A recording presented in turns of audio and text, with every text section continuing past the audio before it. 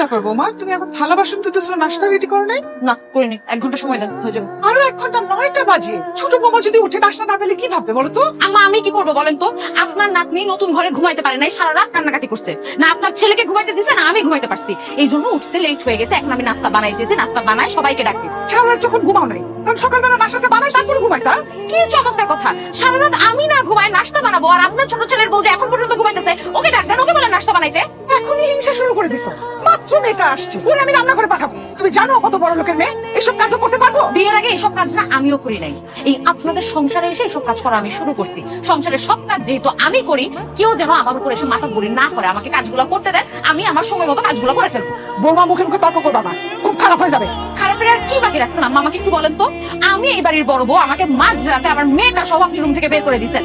এখন বলতেছেন ছোট বউর জন্য নাস্তা বানায়, নাস্তা রেডি করে দিতে হবে, আর কি খারাপ করবে?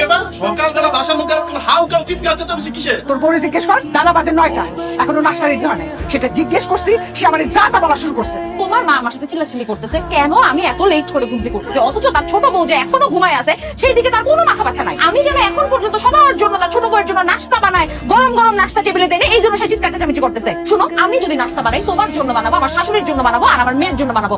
অন্য কারোর জন্য আমি নাস্তা বানাইতে পারবো না। এই বাড়িতে থাকতে হলে আর সবার জন্য নাস্তা বানাতে হবে। আমি পারবো না। আরে কিন্তু মা, সকাল সকালে এত চিল্লাপাল্লা কেন শুরু করছে? আমার বউ শান্তিতে ঘুমাইতে পারতেছে না। কিছু হয় নাই, যা তুই যা ঘুমা। তুই বোর দোষ লুকাস কেন? আমি তাহলে নাস্তা বানাতে বসি, সে সাফ সাফ বলে দিছে তোরা তোর বোর জন্য নাস্তা বানাতে পারবে না। আমরা না কষ্ট করে নাস্তা বানানো লাগবে না, দরকার পড়লে আমরা হোটেল থেকে খাবার নিয়ে এসে খাবো। আর ভাইজান, আমি কিন্তু একটা জিনিস খেয়াল করছি, কিন্তু হইতে না হইতে তোমার বউ সবসময় মায়ের সাথে চিল্লাপাল্লা করে, এটা কিন্তু আমি একদম সহ্য করতে পারবো না।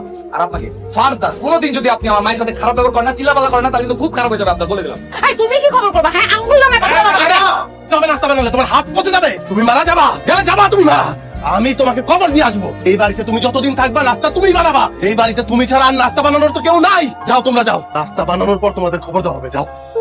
কি আর পারতেছি না,